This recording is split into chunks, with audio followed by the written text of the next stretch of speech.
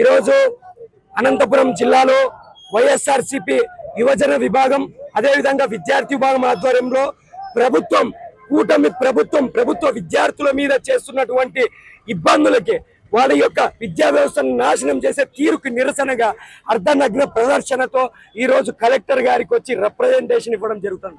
ఏమిరా ఇది అంటే ప్రభుత్వ విద్యార్థులకి ఏదైతే బుక్కులు వర్క్ బుక్కులు బ్యాగ్స్ అదే విధంగా సాక్సులు ప్రభుత్వ విద్యలో విద్యార్థుల యొక్క బాగోగుల సంక్షేమమే లక్ష్యంగా ఈరోజు కూటమి ప్రభుత్వం నిర్వహించకుండా వాళ్ళు కూటమి ప్రభుత్వంలో ఉన్నటువంటి ఏదైతే భాష్యం లాంటి విద్యా సంస్థల అధినేతలకి నారాయణ లాంటి విద్యా సంస్థల అధినేతలకి మంత్రివర్గం రాజ్యసభలో చోటిస్తూ కార్పొరేట్ విద్యా వ్యవస్థకి కొమ్ము కాస్తూ ప్రభుత్వ విద్యను నిర్వీర్యం చేస్తూ ప్రభుత్వ విద్యను కాలరాయాలన్న సంకల్పంతో ఈరోజు విద్యాశాఖ మంత్రి గారు నారా లోకేష్ గారు ప్రవర్తిస్తున్న తీరు ఈరోజు ఆంధ్రప్రదేశ్ రాష్ట్రంలో నెలకొంది.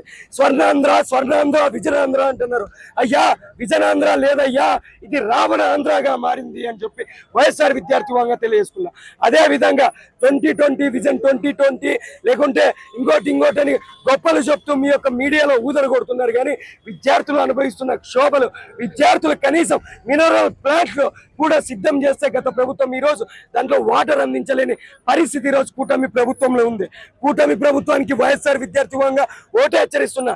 గత ప్రభుత్వంలో జగన్మోహన్ రెడ్డి గారు విద్యార్థుల సంక్షేమమే లక్ష్యంగా, విద్యార్థుల ఆరోగ్యమే లక్ష్యంగా, వారి యొక్క ఆరోగ్యం అయితేనేమి, గోరుముద్ద అయితేనేమి, వారి యొక్క చదువు గురించి అయితేనేమి ప్రత్యేక శ్రద్ధ చూపించి ముందుకు కదిలితే మీరు ఈ రోజు దాన్ని నిర్వీర్యం చేసే దిశగా అడుగులేస్తున్నారు.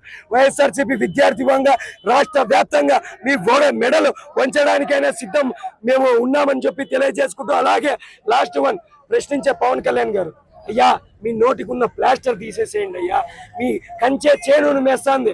వారి యొక్క కార్పొరేట్ వ్యవస్థలో ఈరోజు దోచుకొని ప్రభుత్వ విద్యని నాశనం చేస్తున్నారు. కనీసం ప్రభుత్వ విద్య పట్ల, వైద్య విద్యార్థుల పట్ల, అదేవిధంగా డిఎస్సి విద్యార్థుల పట్ల అందరి విధంగా మీరు ఉండి అందరికీ సపోర్ట్గా నిలవాలని మేము కోరుకుంటున్నాం.